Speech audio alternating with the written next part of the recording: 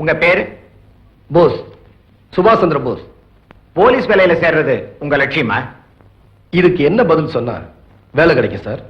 நீங்க என்ன பதில் சொன்னாலும் வேலை கிடைக்காது. நீங்க கேட்கிற அத்தனை தகுதிகளும் எங்கிட்ட இருக்கு. இருந்து என்ன பிரயோஜனம்? உங்க தொகுதி எம்எல்ஏவோட சிபாரிசு இருக்கா?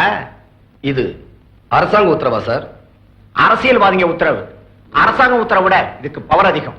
அப்போ இந்த இன்டர்வியூ வெறும் கண் துடைப்பு தானா? இந்த இன்டர்வியூ மட்டுமல்ல, இந்த நாட்டில் நடக்கிற எல்லா இன்டர்வியூமே கண் தொடப்பு தான். பின்ன எதுக்காக சார் இந்த இன்டர்வியூ வச்சீங்க? அரசாங்க பணத்தையும் படிச்சவங்க நேரத்தையும் வீணாக்குறதுக்கா? வேண்டியவங்களுக்கு மட்டும்தான் வேலை கொடுப்பீங்கன்னா இருக்கிற காலேஜ்ல இழுத்து மூடுங்க சார். மிஸ்டர் போஸ், நீங்க இந்தியாவில் பிறந்துட்டு இப்படி உணர்ச்சி வசப்படக்கூடாது. நான் நாட்டு நடப்பதா சொன்னேன். ஏன், நானே சிபாரிசுல தான் வேலைக்கு சேர்ந்தேன். வேலை கிடைக்கணும்னா எம்எல்ஏ பாருங்க. இன்னைக்காவது அசம்பிளியில பேசலாம்னு நினைக்கிறேன். ஆம்பளை சொன்னா நிறுத்தி வை. வணக்கம் சார். தம்பி யாரு, என்ன வேணும்? என் பேரு சுபாஷ் சந்திர போஸ். எங்கேயோ கேள்விப்பட்ட பேர் மாதிரி இருக்குதே. சரி, என்ன விஷயம் சொல்லு. இன்ஸ்பெக்டர் செலக்ஷனுக்கு நான் போயிருந்தேன். எனக்கு எல்லா தகுதிகளும் இருக்கு. ஆனா உங்க சிபாரிசு இருந்தாதான் வேலை கொடுக்க முடியும்னு அந்த ஆபீசர் சொல்லிட்டாரு. என்னது? ஏன் சிபாரிசு இருந்தாதான் வேலை கிடைக்கும்னு சொன்னானா? ஆமா. அப்படி அவன் சொன்னா? ஆமா சார். யோ பிஏ, அவன் யாரு, எந்த ஊரு, என்ன பேருன்னு விசாரியா. அவனுக்கு ப்ரமோஷன் வாங்கி கொடுக்கணும். நீ சொல்லுப்பா. சார், நான் இதுவரைக்கும் யார்கிட்டயும் சிபாரிசுக்கு போனதில்லை.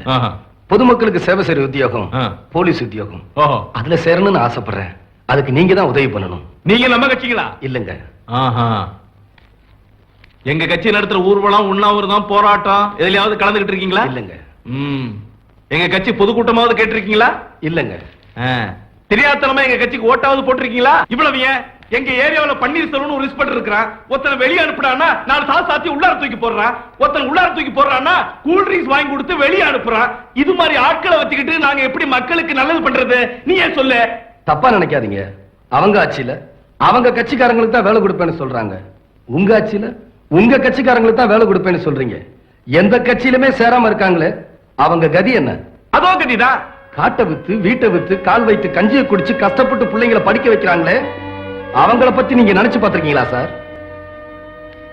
ஒரு பைசா சம்பாதிக்க வக்கு இல்லாம தண்டச்சோர சாப்பிட்டு ஊரை சுத்திரியே, நீ எல்லாம் ஒரு ஆம்பளை.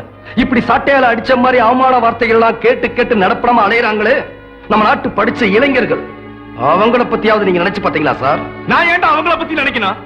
இவ்வளவு சொல்லியும் கொஞ்சம் கூட இறக்கம் இல்லாம பேசுறீங்களே. நான் ஏன்டா இறக்க பண்ணோம்? நானா பொம்பளைங்களை வேலைக்கு போக சொன்னேன்? நானா பசங்களை படிக்க சொன்னேன்? அவங்க எங்களுக்கு ஓட்டு போட்டதோட வேலை முடிஞ்சு போச்சு. பேசாம ஆம்பளைங்களை மாடு மேய்க்க சொல்லு, பசங்களை பண்ணி மேய்க்க சொல்லு, பொம்பளைங்களை பாத்திரம் கழுவ சொல்லு. ஏன்டா வெட்டித்தனமா பேசிக்கிட்டு போடா.